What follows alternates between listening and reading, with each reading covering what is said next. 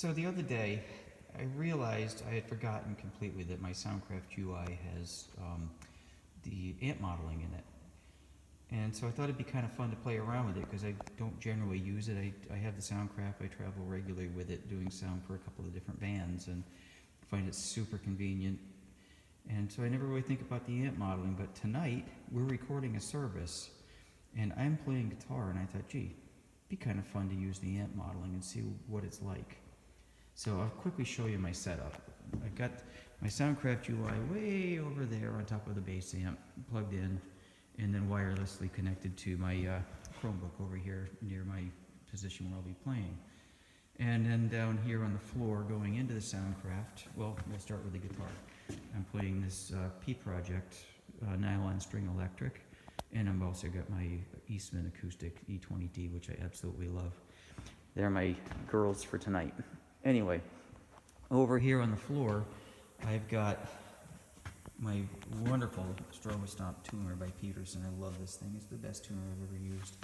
And a Verbzilla pedal on loan from a friend, because some of what I'm going to be doing with the nylon tonight is, you know, ethereal kind of stuff, just pads and that kind of thing. So I've got the guitar wired through the pedals, and then over to the Soundcraft.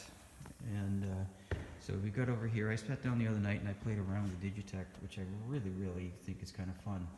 And you got all kinds of amp modeling in here, and I've got myself some presets that I've done so that I can do a few different things, you know. So you can load a preset, and in here it shows you what you've got programmed, and you just load them up. And I just played around with the different amp models to see what I could come up with.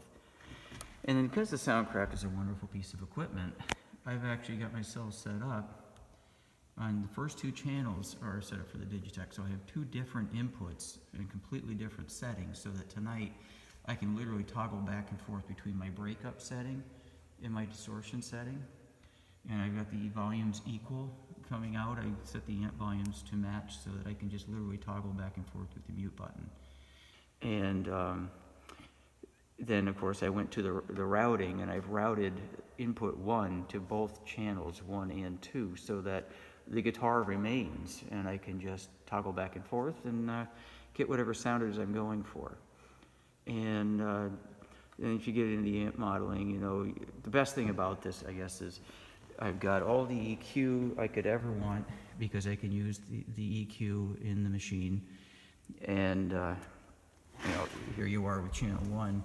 We've got the EQ settings, we've got the noise gate, compressor settings, effects sends. I'm using two different effects, the onboard delay and one of the onboard reverbs.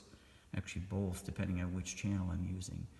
And then aux sends, which I'm not using. And then of course patching, you can see, well, I won't, that's not going to be the right way to do that. I'll just get lost. But I did patch it in the patching setting so that it's both 1 and 2 input. My guitar goes into input 1, and then it's running through both channels 1 and 2. So anyway, I thought that was kind of cool, and I've got some good sounds that I came up with that I'm looking forward to playing around with tonight. But that is just a nice feature to have. You know, I'm a sound guy. I also play guitar a lot, but tonight we're recording a service, and I thought, heck, it'd be kind of fun to play with it. So I would encourage anyone interested in, or who has a Soundcraft, play around with this stuff, because it's nice to know you've got it. All right, thank you. I hope you enjoyed the video, and maybe I'll post something about how to use it later, but I'm sure there's plenty of video out there on how to use the amp modeling. So anyway, thank you.